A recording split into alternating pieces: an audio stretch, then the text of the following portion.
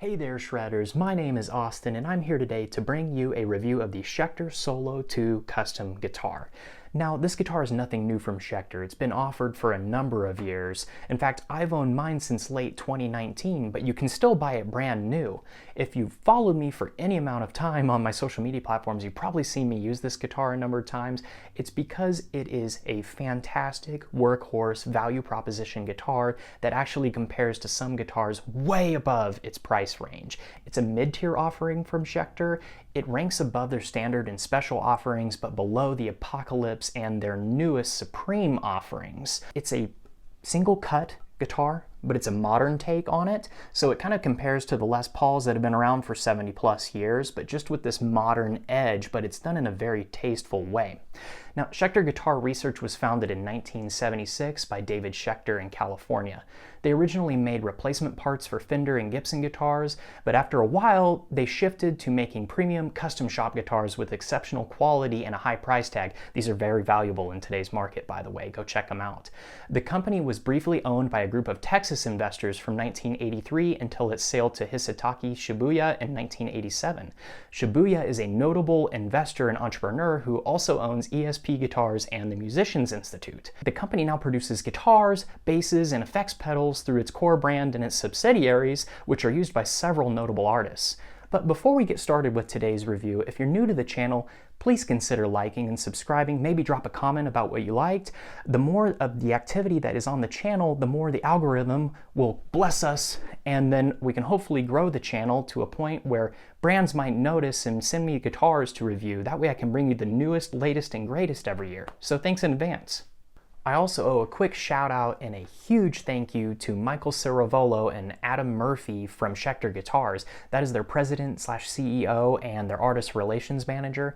After my last video went up, which was my Aaron Marshall AM7 review, they actually personally reached out to me. I'm not sure how many guitar brands do this, but I was completely blown away. It's the first time that that's happened to me.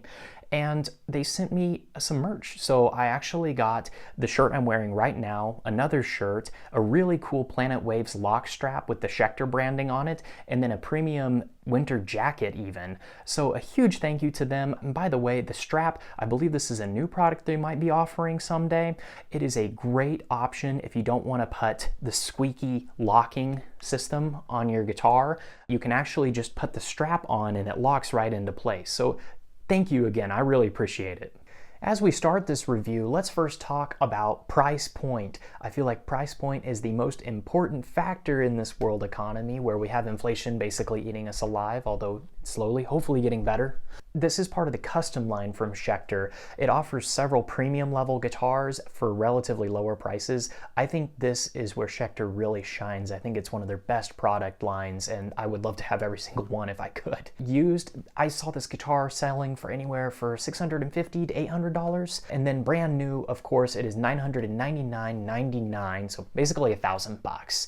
I bought it for $650 in late 2019, and it was in almost new condition, and it came with a brand new soft gator case, so it was a great value. There are deals to be had on this guitar out there if you don't want to buy it new.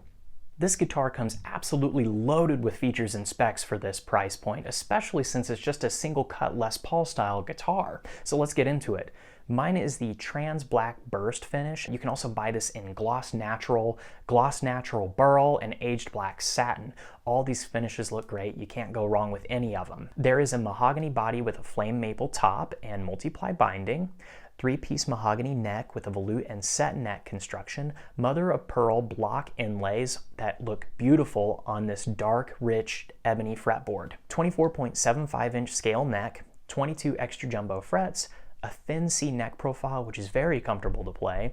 The thickness at the first fret is 20 millimeters, and at the 12th fret it's 22 millimeters, and the nut width is 42 millimeters. There is a 12 to 16-inch compound fretboard radius, which is very comfortable. You can play at the low notes and do your chording, and then it gets a little bit flatter up towards the top, which is great for soloing. It's kind of like the best of both worlds when it comes to the fretboard radius. It has Schecter locking tuners, Ernie Ball compensated nut, Tone Pro's premium bridge and tailpiece, and this also features the Schecter USA Pasadena Plus bridge pickup and the Pasadena neck pickup. The bridge pickup was originally wound for Zachy Vengeance of Avenged Sevenfold. It's basically just a hotter Pasadena pickup, and the Pasadena itself is like a hotter traditional PAF pickup, to give you an idea.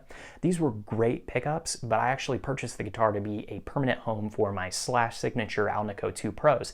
I just disguised them cleverly by buying nickel covers to kind of match the stock pickups. It also has a 3-way selector switch, and it has 3 knobs, 2 volume, 1 tone, and the knobs themselves actually have this grip surface on them, which is absolutely fantastic, especially when you're making adjustments on the fly. It also has push-pull functionality on the tone pot, but unfortunately, the Slash pickups are single conductor, and I can no longer use that feature. Now that we've covered the specs, let's move on to my scoring matrix. The first component here is quality, and I'm going to give this guitar an 8 out of 10. Quality is absolutely staggering for an import guitar from South Korea. It looks like serious care was put into the creation of the instrument. There are a few minor finish flaws, but let's keep in mind this is an import guitar. We cannot expect perfection, especially at this price point. Now, what really hurts my rating though is that the guitar has noisy pots. I'm hoping this is just a rare thing that made it past quality control, and this isn't the standard for all of them. I would highly assume that's the case. But you can't really do adjustments on my particular example live or in studio because it creates a really off-putting, crackly noise. This can be fixed rather simply though by just replacing the pots. Let's talk about the features next. I'm going to give this guitar a 7 out of 10 for its features. I don't typically associate single cut Les Paul style guitars with having just tons of features, but this has a very strong offering. It has locking tuners, American-made custom shop pickups, Ernie Ball compensated nut, Tone Pro's bridge and tailpiece. I mean, I could just keep going on.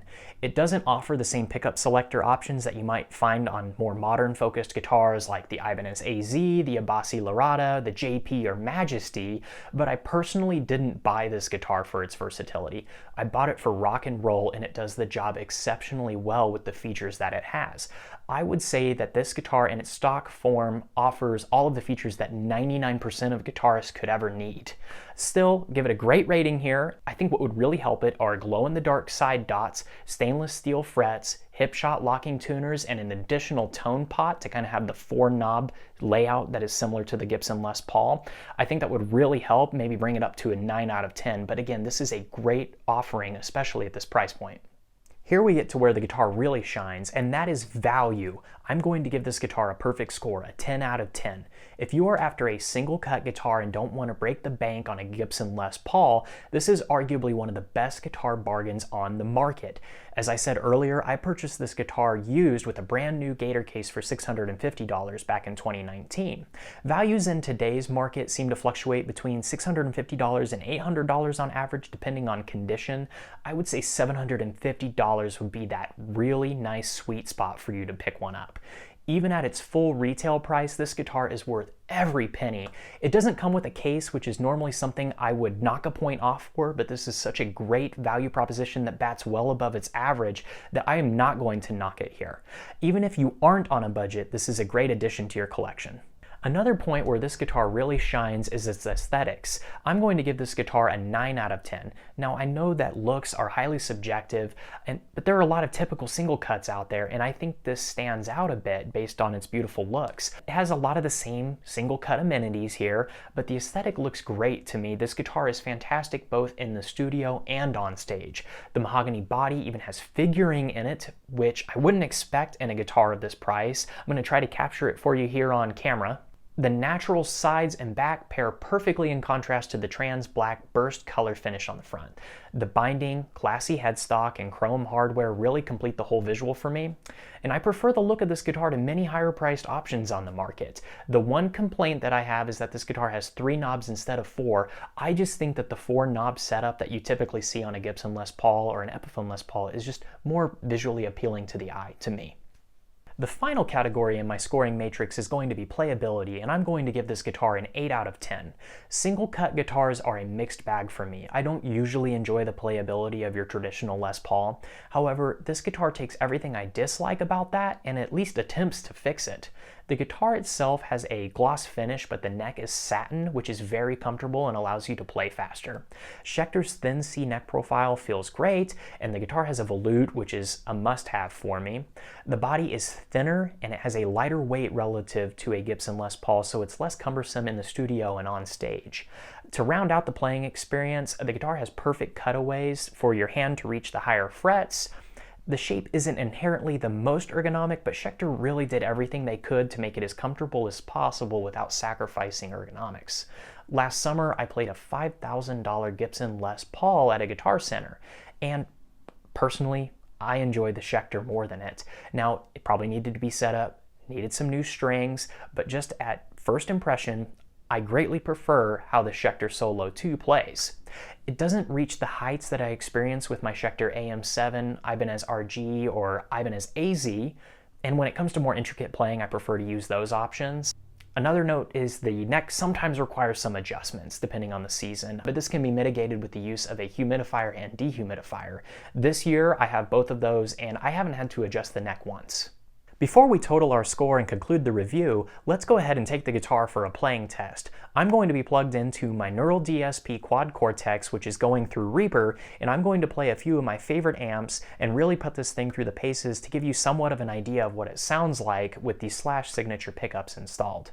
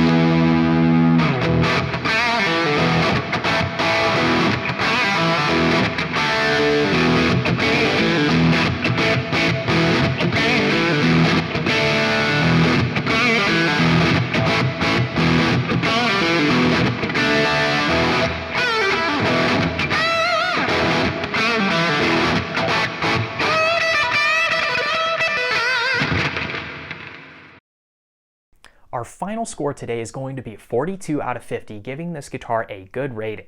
This is a great guitar that I would gladly recommend to both novices and experts. It offers one of the best value propositions in the market, tasteful and upscale aesthetics, surprising quality, good playability, and a satisfying and adequate amount of features.